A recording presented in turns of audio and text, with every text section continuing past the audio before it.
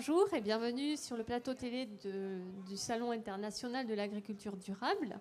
Nous avons le plaisir d'accueillir Cécile Goub, attachée de direction à la Cofogar, et Étienne Montagne, qui est donc responsable sylviculture également à la Cofogar.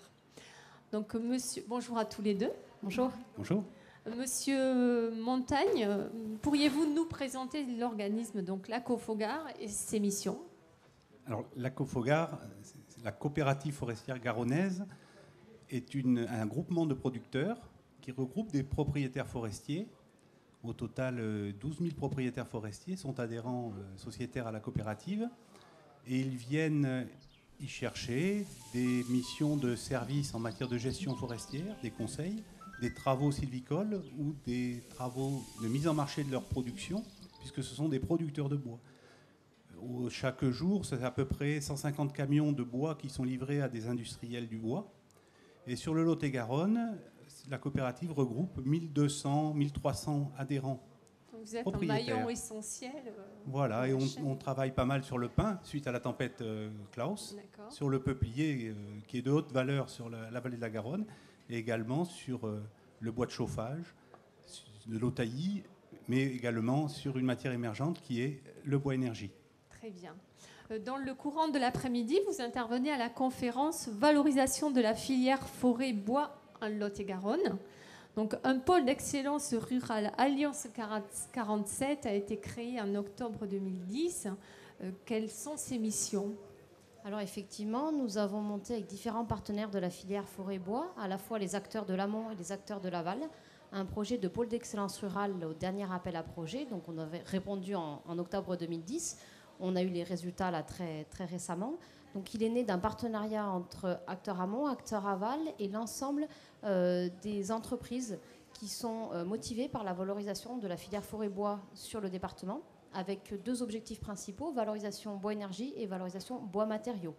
Puisque bien sûr ces deux valorisations sont complémentaires. C'est un projet qui est porté par Promobois, soutenu par la Chambre de commerce et d'industrie du Lot-et-Garonne, et qui regroupe vraiment un large panel d'acteurs de cette filière pour dynamiser encore une fois la forêt lot-et-garonnaise. Très bien. Donc en ce moment, vous développez différents projets qui intéressent plus particulièrement les agriculteurs.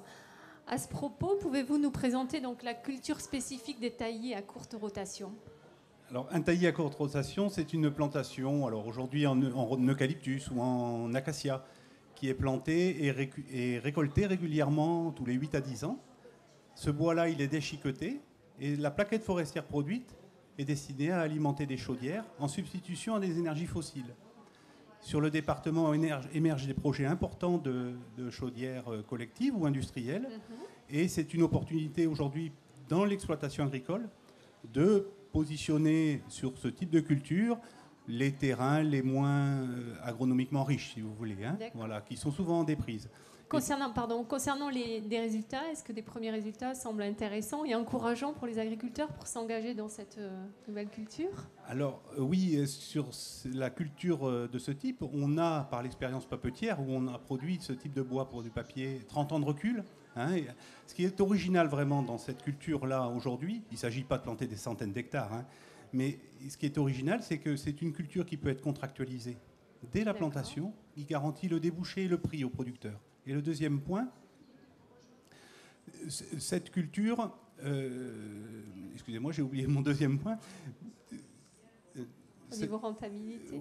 Voilà, alors c'est une niche qui valorise bien la production.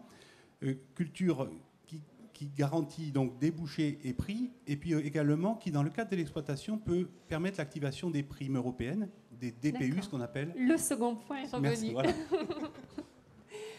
Très bien. Écoutez, Cécile Goub et Étienne Montagne, je vous remercie beaucoup pour votre intervention et bonne continuation. Bon salon.